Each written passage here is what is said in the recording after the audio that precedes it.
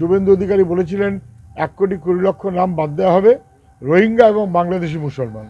মুখ্যমন্ত্রী বলছেন 1,50,00,000 নাম নাকি বাদ যাচ্ছে।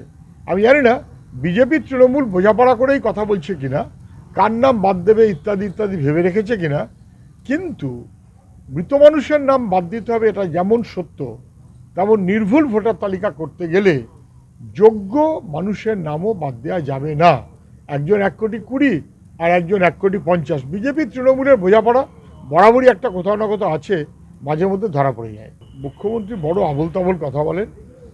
উনি বলছেন মাইক্রো অবজারভার যদি সেন্ট্রাল গভর্নমেন্টের কর্মী হয় তাহলে সে বিজেপির লোক হয়ে গেল।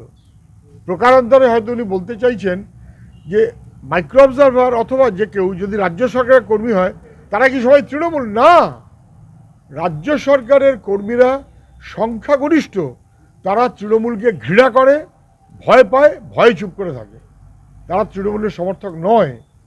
যে লোক সরকারের কর্মচারী, যে সরকারই হোক না কেন, তাদেরও কিছু বুদ্ধি বিবেচনা আছে, এটা উনি বুঝতে চান না বলে ওনার ধারণা যারা রাজ্য সরকার সব বুঝি ওনার বশংবদ হবে, অতএব যারা কেন্দ্র সরকার সব বুঝি বিজেপির বশংবদ হবে, এটা সত্য নয়। মাইক্রো অবজারভার আগেও কেন্দ্রীয় সরকারের কর্মচারী, ব্যাংক ইন্স্যুরেন্সের কর্মচারী, তাদেরকে আগেও নিয়োগ করা হয়েছে, যে ভোটে মমতা ব্যানার্জিও জিতেছেন।